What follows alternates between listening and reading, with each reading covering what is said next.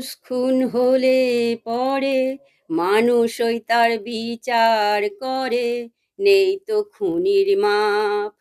তবে কেন পায় না বিচার নিহত গোলাপ? বৃন্ত থেকে ছিঁড়ে নেওয়া নিহত গোলাপ।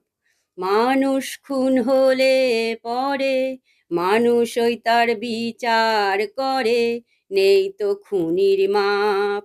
তবে কেন পায় না বিচার নিহত গোলাপ? বৃন্ত থেকে ছিঁড়ে নেওয়া নিহত গোলাপ।